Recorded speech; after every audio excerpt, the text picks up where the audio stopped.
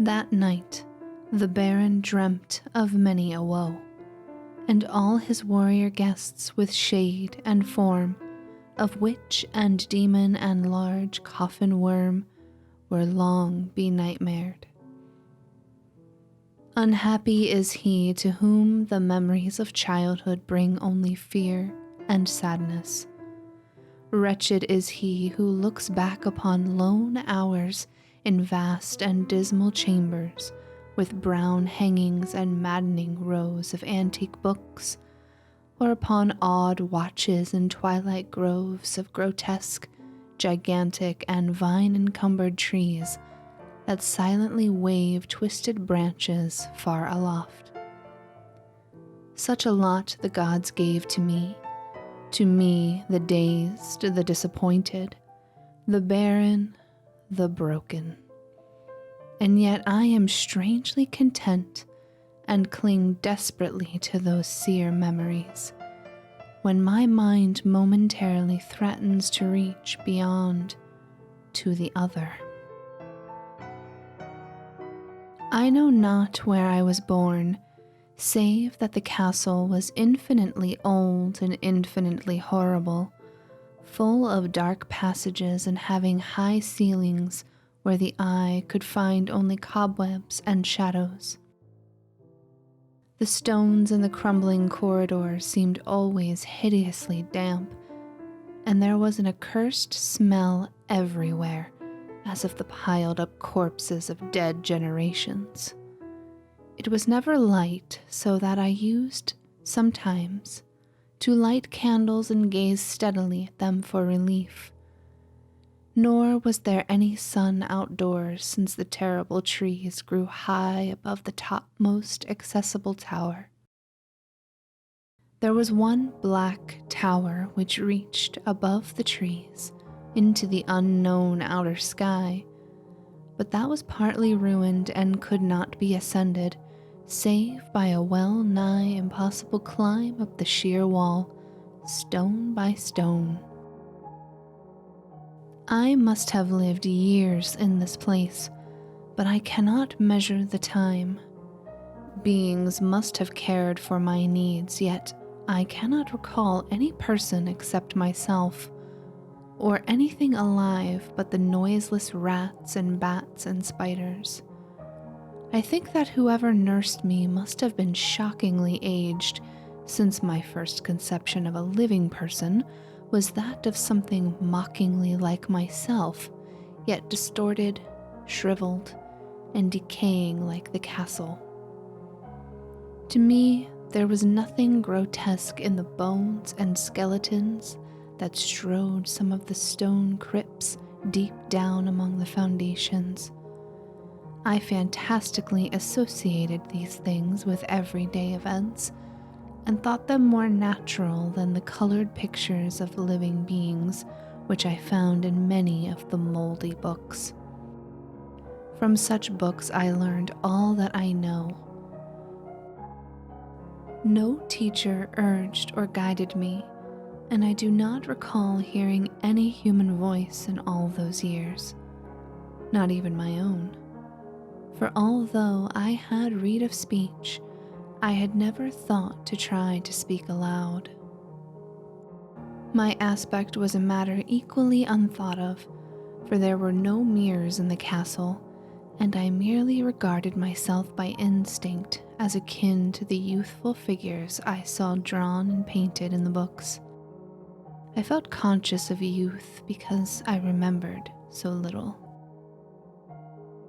Outside, across the putrid moat and under the dark, mute trees, I would often lie and dream for hours about what I read in the books, and would longingly picture myself amidst gay crowds in the sunny world beyond the endless forest.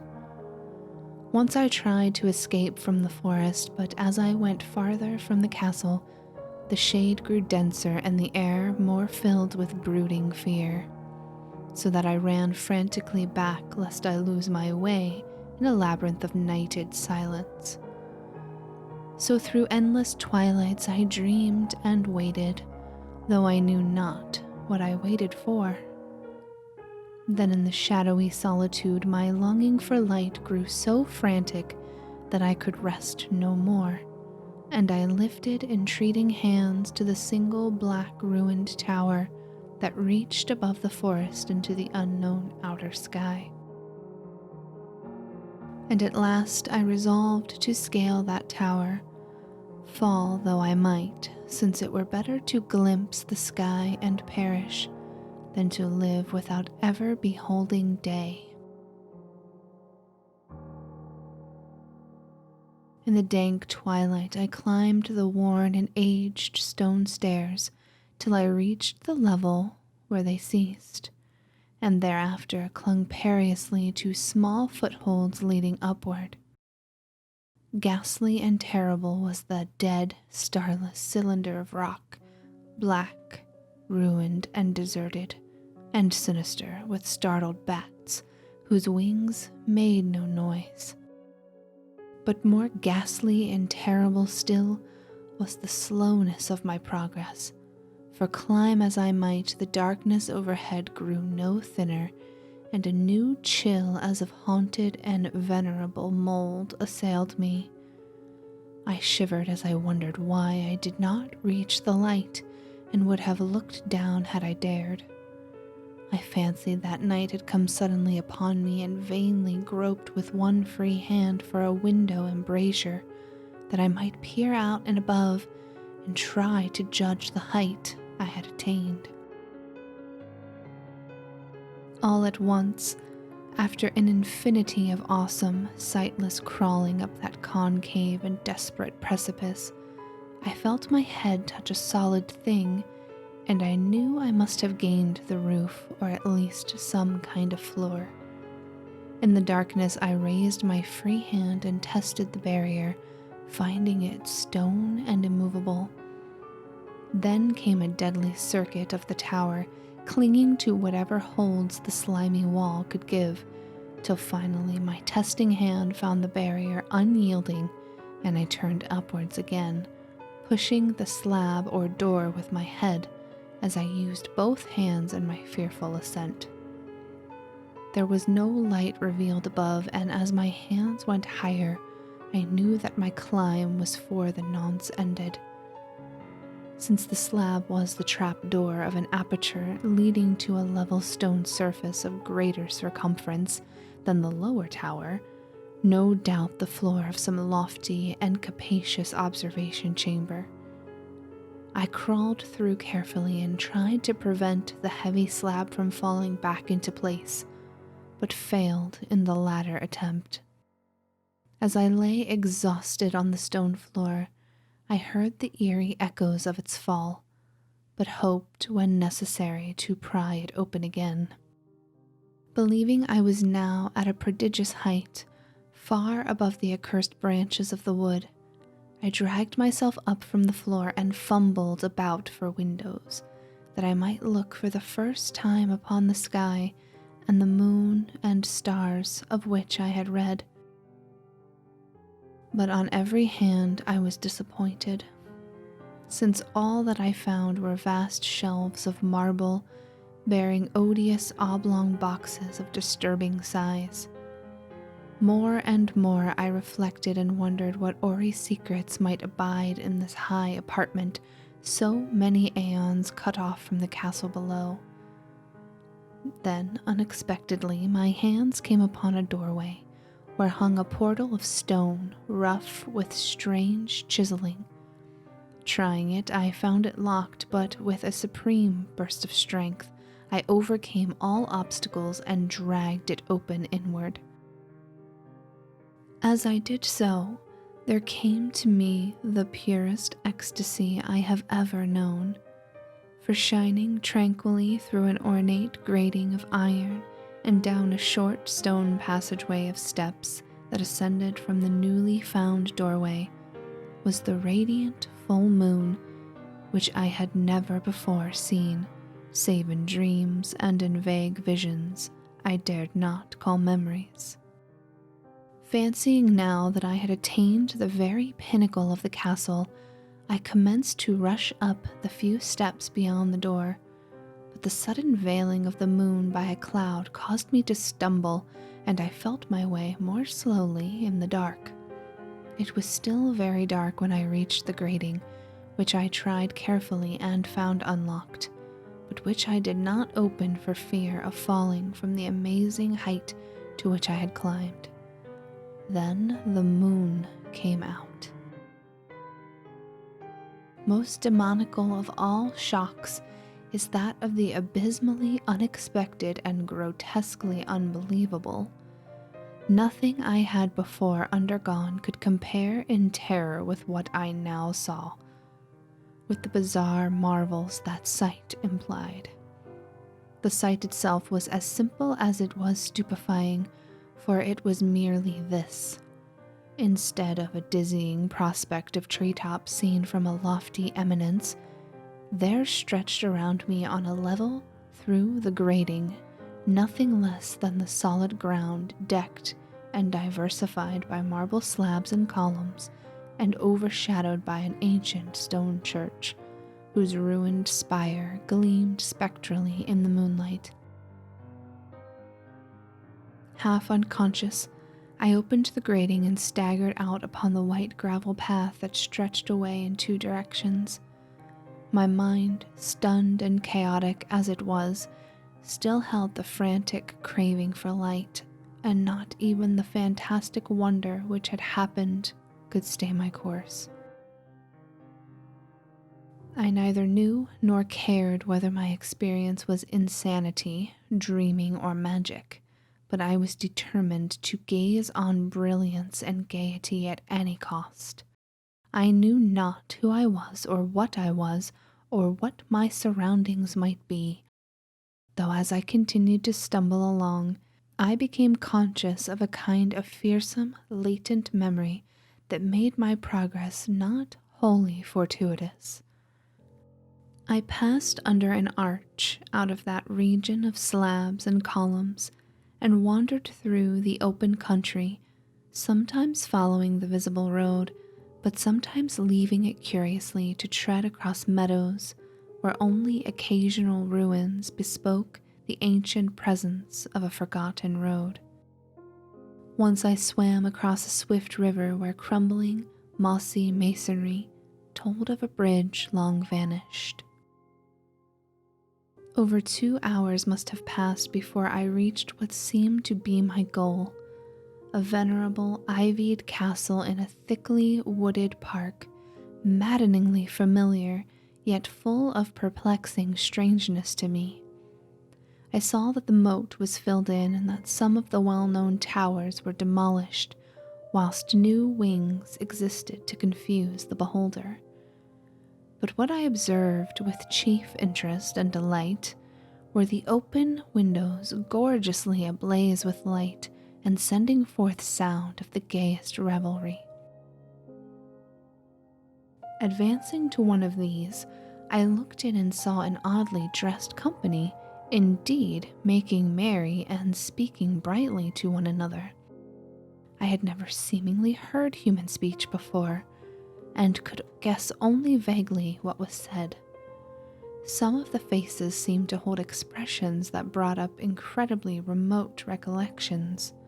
Others were utterly alien.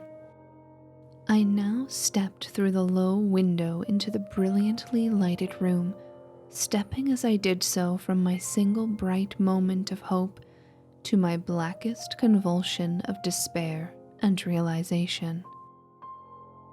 The nightmare was quick to come, for as I entered, there occurred immediately one of the most terrifying demonstrations I had ever conceived.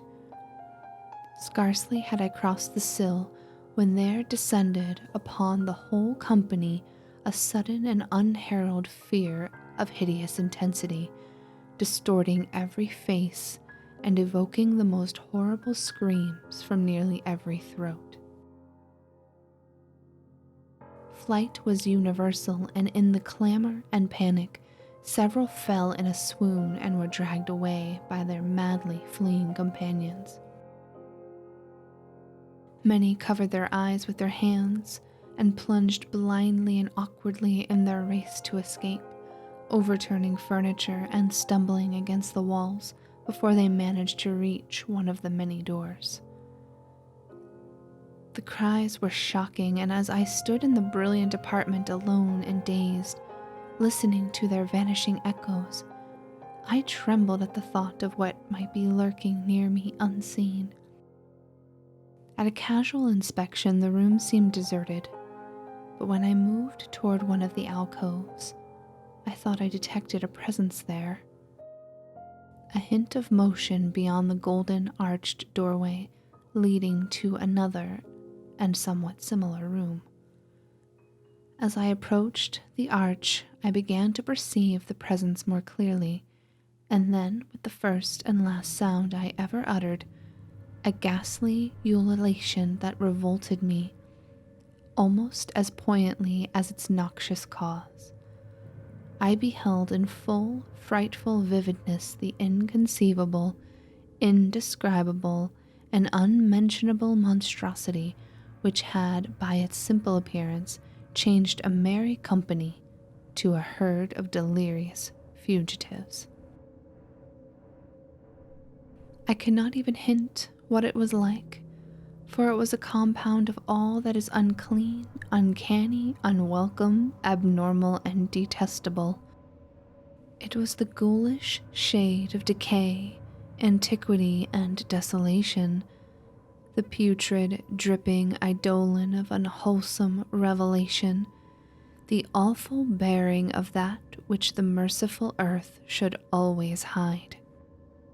God knows it was not of this world, or no longer of this world, yet to my horror, I saw in its eaten away and bone-revealing outlines a leering, abhorrent travesty on the human shape, and in its moldy, disintegrating apparel an unspeakable quality that chilled me even more.